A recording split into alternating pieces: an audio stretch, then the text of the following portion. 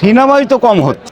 একটা গ্রুপ আছেই এগুলা কাজ কামের বাদ দিয়া শুধু দ্বন্দ্বের মধ্যে জড়াচ্ছে আর চেয়ার নিয়ে পাগল হয়ে যায়। চেয়ারে বসার পর কিন্তু সব ভুলা যায়। কেমন আছেন? জি আলহামদুলিল্লাহ ভালো আছে। কেমন লাগছে এই উৎসব আয়োজনে? আসলে আমাদের নির্বাচন যেটা শিল্পী সমিতির, যেহেতু আমরা শিল্পী, এটা একটা উৎসব মুখর পরিবেশ আমাদের, মানে ঈদের থেকেও বেশি আনন্দ পাই আমরা এইটা। আচ্ছা, আপনাকে আগে অনেক সময় অনেক সিনেমাতে দেখতাম, ইদানিং খুব কম সিনেমাতে দেখা যায়, এর কারণটা কি? সিনেমাই তো কম হচ্ছে। আর সবচেয়ে বড় বিষয় হলো প্রত্যেকটা জায়গাতে, মানে এটা আগে থেকেই সিন্ডিকেট নামে যে একটা জিনিস আছে মিডিয়া আর চলচ্চিত্রে, এখন মিডিয়ার ডিরেক্টর যারা আছে ওরা বড় বড় ছবি বানাচ্ছে।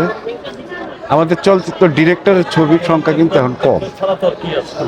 তো যেহেতু মিডিয়ার ডিরেক্টররা ছবি বানাচ্ছে, তাদেরই ছেলেপেলে আর্টিস্ট, মঞ্চ, থিয়েটার তাদের আছে, ওইখান থেকেই তারা কালেকশন করে। অনেকে বলতো যে সিনেমার আর্টিস্ট এবং মিডিয়ার টিভি চ্যানেলের যে আর্টিস্ট তাদেরকে বিভক্ত করতো, যে টিভির আর্টিস্টগুলো কখনো সিনেমাতে এসে দাঁড়াতে পারবে না। এখন তো দেখতেছি যে তারাই এক সময় এসে অনেক ভালো ভালো প্রোডাকশন উপহার এই দিচ্ছে। ব্যাপারটা কিভাবে দেখেন? এখন আপনি দেখেন, এটা কিন্তু আমাদের মধ্যে চলচ্চিত্রের লোকের ভিতরে এই জিনিসটা ছিল না, এটা মিডিয়ার লোকের ভিতরে বেশি ছিল। মানে আমাদের চলচ্চিত্রের লোক যদি মিডিয়ার কোনো অনুষ্ঠানে যাইতো, আমরা দেখেছি, কারণ আমরা তো শিল্পী, ক্যামেরার সামনে অভিনয় করি, আমাদের চোখ কিন্তু ক্যামেরা, মানে একটু মানে নাক শিটকাই তো আমাদের তা আলাদা থাকতে চাই। কিন্তু আপনি দেখেন, আমার জীবনের একটা ছোট্ট একটা কথা না বললেই নয়, মিডিয়ার একটা বহু বড় সুপারস্টার, আমি নাম বলতেছি না, বহু বড়, তার শিডিউল পাওয়া মুশকিল, তার সাথে আমি মোস্তফা সরোয়ার ফারুকী সাহেবের একটা অ্যাড করতে গেছিলাম মানিকগঞ্জে, ওয়ারিদের মানিকগঞ্জে। তখন একটা চায়ের দোকানে ওই গরুর দুধের চা বিক্রি করে আমারে বললো যে কমল ভাই চলেন চা খায় আসি।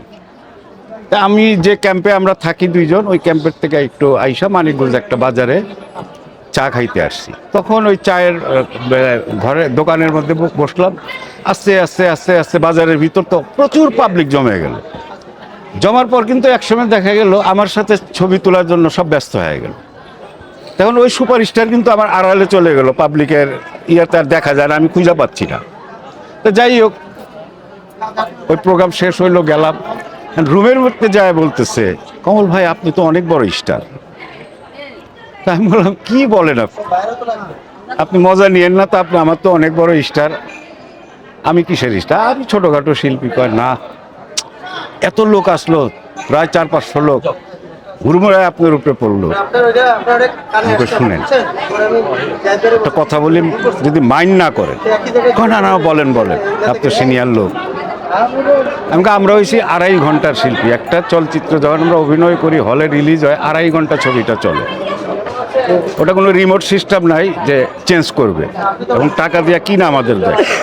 আর আপনাদের ব্যাপারটা হইলো 2 মিনিট, 3 মিনিট, 30 সেকেন্ড, 25 সেকেন্ডের আপনারা চ্যানেল টিপ দিল, আপনার নাটকটা ভালো লাগলো না, আবার চেঞ্জ করে অন্যটা চলে আসলো। তা আমরা হয়েছি বড় পর্দার লোক, এই জন্য। কিন্তু আমার তো অনেক বড় স্টার আপনি। এগুলা চলচ্চিত্র আর মিডিয়া ওরা যেটা ভাবে, আসলে ওইটা ঠিক না। সবাই ক্যামেরার সামনে অ্যাক্টিং করি, একটু বুঝলেই হয় জিনিসটা। আপনি দেখেন, আমাদের কিছু কিছু সময় আপনাদের মাধ্যমে অনেক কিছু আমরা বলি, এবং আপনারাও বলেন যে চলচ্চিত্রে এখানে আর্টিস্ট পাওয়া যায় না। প্রশ্নই আসে না, প্রচুর আর্টিস্ট আছে ঘরে বসা। আরে ভাই, আমি প্রত্যেকটা সাক্ষাৎকারে বলি যে এখানে মিডিয়া আর চলচ্চিত্রের ভাগ করেন না। কিছু সিনিয়র আর্টিস্ট এখন ঘরে বসা, তারা কাউকে কিছু বলতে পারতেছে না, তাদের ঘর থেকে বের করে, তাহলে তারা যতটা অসুস্থতা আছে আরো বেশি অসুস্থ হয়ে যাবে, তাদের বের করে আনেন চলচ্চিত্রে। ভাই, এই যে বর্তমান শিল্পী সমিতির নির্বাচনে শেষ করে আদান দিচ্ছে, তো আসলে এই শিল্পী সমিতি নির্বাচনের দ্বন্দ্ব, এই ঝামেলা, এই সমস্যার সমাধান কিভাবে সলভ হবে, এটাই করেই আদান দিচ্ছে তো নামাজ দেবো অনেকেই। এটা দ্বন্দ্ব কিন্তু কিছুই না। একটা শ্রেণী সবসময় এই দেখছি, আমার 40-42 বছর আমার এই চলচ্চিত্রে, আমি একদম এক্সট্রা থেকে নিম্নমানের চরিত্রে আমি অ্যাক্টিং করছি। এখন আমি 2 দেশে, পশ্চিমবঙ্গ বলেন, মানে ভারতের ছবি বলেন, বাংলাদেশের ছবি বলেন, প্রচুর করেছি। আগে থেকেই এই ধরনের কিছু দ্বন্দ্ব ছিল। নির্বাচন করে নির্বাচিত হই, হ্যাঁ, কিছু শিল্পীদের চাঁদা বা আমাদের পকেটের টাকা দিয়ে কিন্তু এই সমিতিটা চলে। এনে কিন্তু যে কোটি কোটি টাকা ইনকাম নাই। কেন এগুলা করতেছে জানি না।